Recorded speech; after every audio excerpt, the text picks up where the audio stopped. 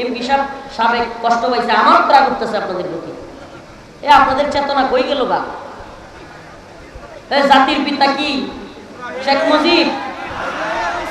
জাতির পিতা বলেন, জাতির পিতা ইব্রাহিম। শেখ মুজিব ঘোড়ার ডিম। জাতির পিতা ইব্রাহিম, শেখ মুজিব ঘোড়ার ডিম।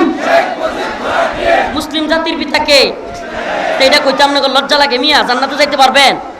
জাতির পিতা শেখ মুজিব মানতে পারবেন?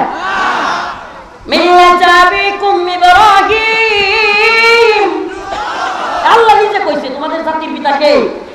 মিল্লাত আবিকুম ইব্রাহিম হুয়া সাম্মাকুমুল মুসলিমিন। তোমাদের জাতির পিতা ইব্রাহিম, আর তিনি তোমাদের নাম রাখছে মুসলমান। তিনিই মুসলিমিন নাম রাখছে, আর এই জাতির পিতারা ভুলে গেছে। 16-17 বছর আরে কি করে নাই। টাকার মধ্যে বাপের ছবি, রাস্তার মুড়ে মুড়ে বাপের ভাস্কর্য, শেখ মুজিবের ভাস্কর্য, সেনাবাহিনী, পুলিশ, র্যাব, বিডিআর, বিশেষ বিশেষ দিনগুলোতে এদের বোর্ডের মধ্যে শেখ মুজিবের ছবি। আরে আল্লাহ, প্রত্যেক স্কুলে, মাদ্রাসায়, ভার্সিটিতে, অফিসে এত মোটা মোটা করে শেখ মুজিবের ছবি টানাইতে হবে। আচ্ছা বলেন, 16 বছরে এত কিছু কইরা 16 মিনিট পরে কি হলো? কল্লা ধরে মারোটান মুজিব হইছে খানটা। কথা বলেন, সত্য না মিথ্যা? উলামটা দিয়ে দেন। 17 বছরে জাতির পিতা এইটা সেইটা বইয়ের মধ্যে, খাতার মধ্যে, কলমের মধ্যে, অফিসের মধ্যে, ভাস্কর্যের মধ্যে, টাকার মধ্যে, এই পুলিশের এই বল্টুর মধ্যে সব জায়গায় লাগাইল। 16 মিনিট পরে ফুলাবান গিয়া কল্লার দইরা টাইনা বাইর করে আর দইরা দইরা সুবাই রে। এই দেখেন না আপনারা ভিডিও? কি সম্মান অর্জন করলাম বাপে? নাকি ঘৃণার পাত্র বানাইলা? আরো সম্মানী একটা ব্যক্তি বাংলাদেশের জন্য যতটুকুই করছে, তার সম্মানটা আর হানি করলো কিনা? কথা কেন হানি করছে কিনা?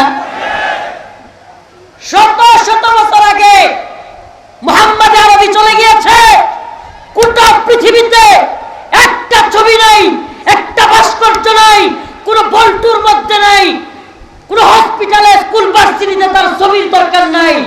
আল্লাহ, ওয়াল্লাহি বিল্লাহি, খোদার কসম, এখনো নবীকে নিয়ে পৃথিবীর আনাচে কানাচে একটা কথা বিরুদ্ধে বললে শত শত কোটি একসাথে মুসলিমরা গর্জে উঠে তাদের বিরুদ্ধে।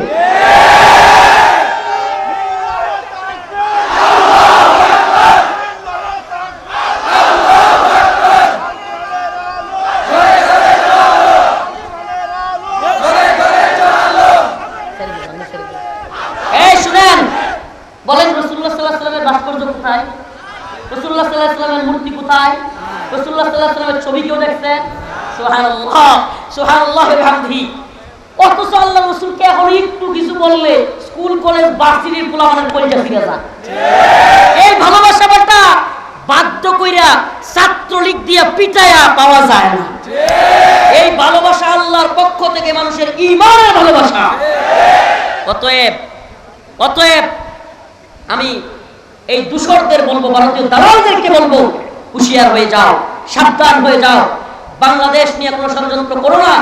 পররাষ্ট্রনীতি 1 মিনিটে বলি। কি পররাষ্ট্রনীতি দেখাও? তোমাদের বিভিন্ন অঙ্গরাজ্যে অলরেডি বিদ্রোহ চলতেছে। কি চলতেছে? অলরেডি কি চলতেছে?